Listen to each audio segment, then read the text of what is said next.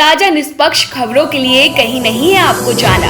प्रतिपक्ष संवाद का काम है सच्चाई आप तक पहुंचाना। नवरात्रि शुरू हो गई है। ये 25 अक्टूबर तक चलेगी। इन पूरे 9 दिनों में हर दिन माँ दुर्गा के अलग अलग रूपों की पूजा होगी। ये हिंदुओं का प्रमुख त्योहार है, इसलिए ये पूरे भारतवर्ष और विदेशों में भी कुछ जगहों पर ये बड़ी धूमधाम से मनाया जाता है। नवरात्रि के पहले दिन माँ शैलपुत्री की पूजा की जाती है, दूसरे दिन ब्रह्मचारिणी, तीसरे दिन चंद्रघंटा, चौथे दिन कूष्मांडा, पांचवें दिन स्कंद माता, छठवें दिन कात्यायनी, सातवें दिन कालरात्रि, आठवें दिन महागौरी और 9वें दिन सिद्धदात्री की पूजा होती है। माँ के हर रूप से जुड़ी अलग अलग कथा और अलग मंत्र है। माँ दुर्गा के पहले स्वरूप को शैलपुत्री के नाम से जाना जाता है। ये नवरात्रि में पूजे जाने वाली सबसे पहली माता है।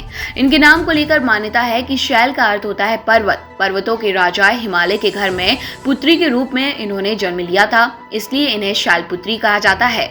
इन माता के हाथ के दाहिने हाथ में त्रिशूल और बाएं हाथ में कमल का फूल होता है। देवी शैलपुत्री की उत्पत्ति की पौराणिक कथा के अनुसार अपने पूर्व जन्म में देवी शैलपुत्री प्रजापति दक्ष राज की कन्या थी और तब उनका नाम सती था। आदि शक्ति देवी सती का विवाह भगवान शंकर से हुआ था। एक बार दक्ष राज ने विशाल यज्ञ आयोजित किया, जिसमें सभी देवी देवताओं को आमंत्रित किया गया, लेकिन शंकर जी को नहीं बुलाया गया। रोष से भरी सती जब अपने पिता के यज्ञ में गई तो दक्ष राज ने भगवान शंकर के विरुद्ध कई अपशब्द कहे। देवी सती अपने पति भगवान शंकर का अपमान नहीं सहन कर सकी। उन्होंने वहीं यज्ञ की वेदी में कूदकर अपने प्राण त्याग दिए। अगले जन्म में देवी सती शैलराज हिमालय की पुत्री बनी और शैलपुत्री के नाम से जानी गई। जगत कल्याण के लिए इस जन्म में भी उनका विवाह भगवान शंकर से ही हुआ। पार्वती और हेमवती उनके ही अन्य नाम हैं।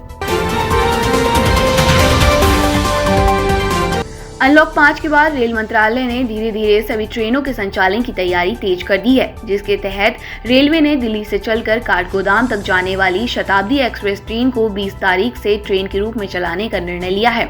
रेलवे बोर्ड द्वारा जारी निर्देश के बाद रेलवे ने अपना कार्यक्रम जारी कर दिया। मिली जानकारी के अनुसार 02040 और 02039 नई दिल्ली काठगोदाम शताब्दी एक्सप्रेस स्पेशल का संचालन नई दिल्ली स्टेशन से 20 अक्टूबर से प्रारंभ हो रहा है।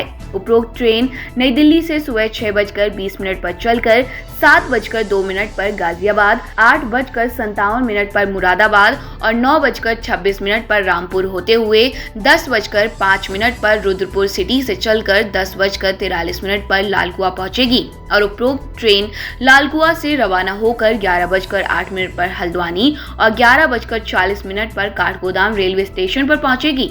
वापसी में उपरोक्त ट्रेन शाम 3:35 पर काठगोदाम से चलकर 3:52 पर हल्द्वानी और 4:23 पर लालकुआ, 4:46 पर रुद्रपुर सिटी और 5:39 पर रामपुर और 6:15 पर मुरादाबाद से चलकर स्पेशल शताब्दी एक्सप्रेस ट्रेन 8:07 पर गाजियाबाद और 8:50 पर नई दिल्ली रेलवे स्टेशन पर पहुंचेगी।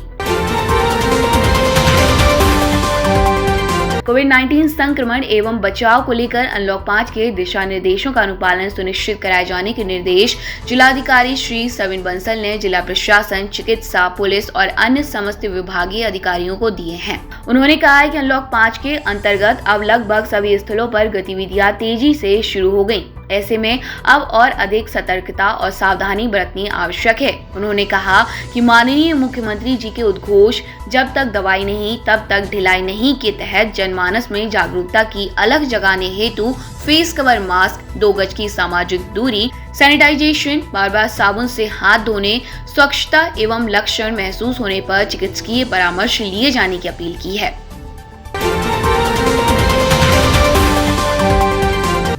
पिथौरागढ़ में महत्वपूर्ण परियोजना अंतर्गत राष्ट्रीय राजमार्ग 125 में घाट से पिथौरागढ़ तक ऑल वेदर रोड का निर्माण कार्य गुरना मंदिर के निकट किया जा रहा है। इस स्थान में पहाड़ी की ऊंचाई अत्यधिक होने के कारण पत्थर गिरने का भय बना हुआ है।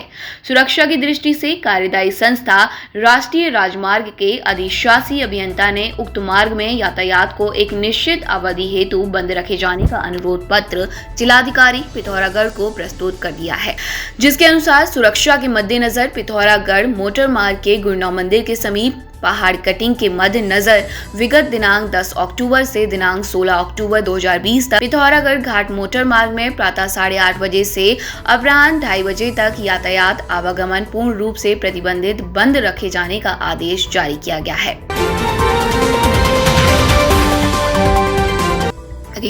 उत्तराखंड उच्च न्यायालय ने हल्द्वानी के गौलापार में प्रस्तावित ISBT को दूसरी जगह शिफ्ट करने के मामले पर सुनवाई करते हुए राज्य सरकार को 3 सप्ताह के भीतर अंतिम अवसर देते हुए शपथ पत्र पेश करने को कहा है। न्यायालय ने राज्य सरकार से पूछा है कि ऐसे कौन से कारण हैं जो वो ISBT को शिफ्ट करने का अनिवार्य समझ रहे हैं, जबकि वहां फॉरेस्ट के 2625 पेड़ काट डाले और 11 करोड़ रुपए खर्च कर दिए गए। इस पर सही तथ्यों के साथ 3 सप्ताह में जवाब दें। मामले के अनुसार हल्द्वानी निवासी रविशंकर जोशी ने उच्च न्यायालय में जनहित याचिका दायर कर सरकार से ISBT के नाम पर केवल राजनीति कर रही है का आरोप लगाया था और बार बार ISBT की जगह बदल रही है। प्रतिपक्ष संवाद के लिए मीनाक्षी रजत। अब हल्द्वानी में आपके लिए हम लाए हैं जीनियस प्लेसमेंट कंपनी। अब नहीं होगा भविष्य खराब, जीनियस प्लेसमेंट कंपनी है आपके साथ। अगर आप में है कैरियर बनाने का जज्बा तो प्रतिष्ठित स्कूल में हम दिलाएंगे जॉब्स। जीनियस प्लेसमेंट कंपनी से संपर्क करने के लिए स्क्रीन पर दिए गए नंबर्स पर कॉल करें या फिर दिए गए मेल ID पर अपना रिज्यूमे भेजें। है जज्बा तो हुनर को मिलेगी पहचान। Genius placement company.